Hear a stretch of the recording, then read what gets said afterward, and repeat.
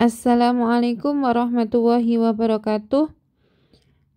Hari ini kita akan belajar tentang SBDB. Materi kali ini adalah tentang patung Nusantara. Di sini ada sebuah gambar menunjukkan sebuah patung, yaitu Surabaya. Jadi di kota Surabaya ini ada patung seperti ini, suro sama buaya. Kemudian ini ada sebuah patung juga menunjukkan negara ya. Lalu di sini juga ada sebuah patung, patungnya Pak Karno dan Pak Hatta. Kita akan membahas lebih dalam lagi tentang patung Nusantara.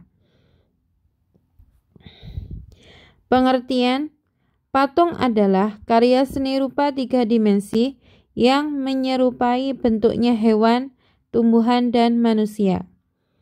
Patung Nusantara adalah ragam bentuk seni patung yang tumbuh dan berkembang di masing-masing daerah yang ada di Indonesia. Jenis-jenis patung berdasarkan wujud, berdasarkan objeknya, berdasarkan fungsinya. Berdasarkan wujud, patung dada adalah perwujudan seni patung yang menampilkan bagian kepala sampai batas dada. Contohnya seperti ini. Ini adalah patung dada. Seperti ini juga berdasarkan wujudnya. Patung torso adalah perwujudan karya seni. Patung yang menampilkan bagian dada, panggul, dan sedikit bagian leher. Nah, ini disebut dengan patung torso. Patung utuh adalah perwujudan karya seni patung yang menampilkan seluruh bagian badan dari kepala hingga kaki. Contoh seperti ini. Semuanya menyeluruh. Seperti ini juga. Berdasarkan objeknya, patung figuratif yang dibuat dengan meniru bentuk-bentuk alami hewan, manusia, dan tumbuhan. Seperti ini, kepala hewan. Lalu, patung non-figuratif yang dibuat tidak meniru bentuk-bentuk alami. Nah, seperti ini. Ini disebut dengan patung non-figuratif. Dia tidak berbentuk hewan, tidak menyerupai tumbuhan, dan juga tidak menyerupai manusia. Hanya bentuknya sesuka hati, tapi ini tetap keindahannya ada ya. Sekarang berdasarkan fungsi. Patung religi adalah yang dibuat dengan tujuan untuk sarana ibadah. Seperti ini. Ini adalah sebuah patung besar. Biasanya digunakan untuk menyembah ya. Namanya patung religi. Kemudian patung monumen adalah yang dibuat untuk memperingati atau mengenang peristiwa sejarah. Seperti ini. Ini disebut dengan patung monumen. Lalu, patung arsitektur dibuat untuk menunjang konstruksi bangunan dan memiliki nilai keindahan atau estetika. Nah, seperti ini. Namanya patung arsitektur. Banyak ya patungnya. Jadi, bangunannya lebih indah. Kemudian, patung dekorasi dibuat untuk menghias bangunan atau lingkungan taman. Nah, seperti ini ada sebuah patung hewan untuk mempercantik lingkungan atau taman. Dan banyak lagi patung-patung yang bisa menghiasi lingkungan tersebut. Patung seni dibuat dengan tujuan estetika dan hanya dinikmati keindahan bentuknya. Nah, ini adalah patung seni. Sangat indah. Lanjut. Patung kerajinan dibuat untuk dijual. Nah, seperti ini. Ada sebuah patung. Ada seorang pengrajin patung, kemudian menjualnya. Nah, orang biasanya membeli patung itu biasanya diletakkan di depan rumah atau di dalam rumah biar menjadi sebuah keindahan tersendiri ya.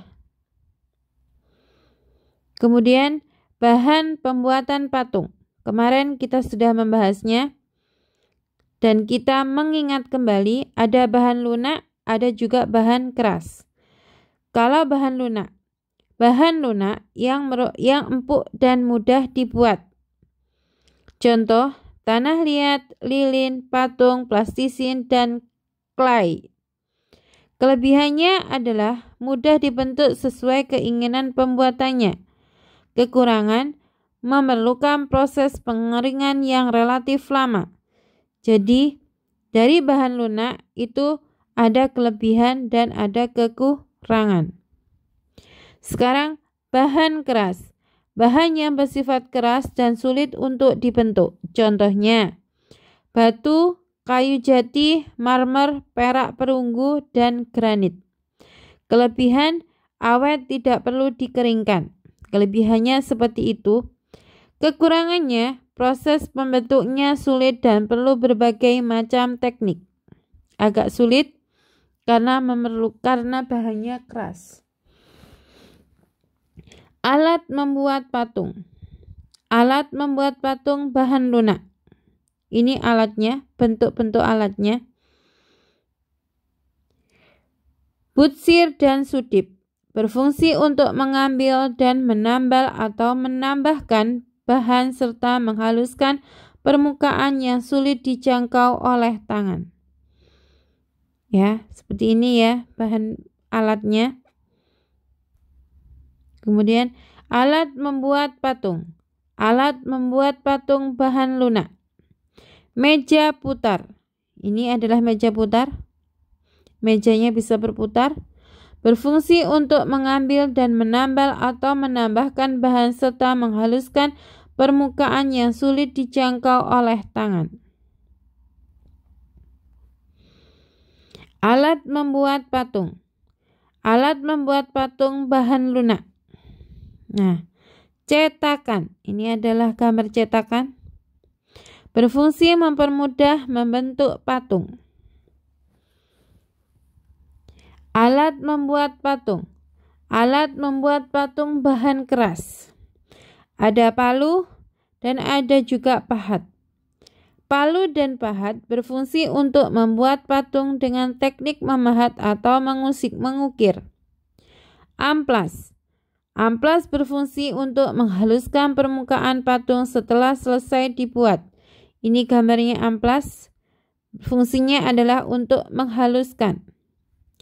Selain itu, bisa juga menggunakan alat pisau, kapak, gergaji, pahat baja, martil besi, gerinda, alat cetak, kompor pengecor, dan tang, tergantung bahan yang akan dibuat.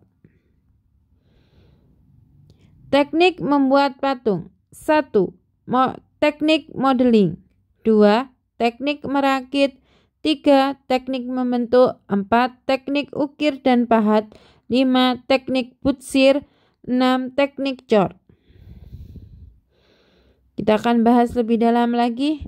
1. Teknik modeling. Teknik membuat patung dengan cara membuat model terlebih dahulu, setelah itu dibentuk patung sederhana. Nah, ini adalah bentuk Doraemon. Modelnya dipikirkan dulu, baru lalu dibuat. Yang kedua, teknik merakit. Teknik membuat patung dengan cara merakit bahan dasar patung kemudian merangkainya. Mirip dengan permainan puzzle. Nah, ini ya caranya teknik merakit. Yang ketiga, teknik membentuk. Merupakan teknik pembuatan patung yang dengan cara membentuk patung secara bertahap sehingga tercipta patung yang diinginkan. Lebih membutuhkan ketelitian dari senimannya. Kualitas patung yang diperoleh biasanya lebih bagus karena menggunakan perasaan atau feeling dalam membentuknya. Ini teknik membuat. Secara feeling, senimannya tersendiri.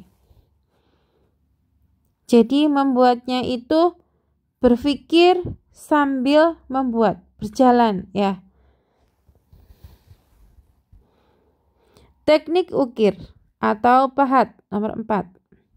Teknik pahat biasanya dilakukan pada proses pembuatan patung dengan bahan dasar keras seperti kayu, tulang, batu granit, dan bahan dasar yang berstruktur keras lainnya. Dengan cara mengurangi bahan-bahan tertentu pada bahan dasar hingga membentuk patung yang diinginkan. Nomor 5.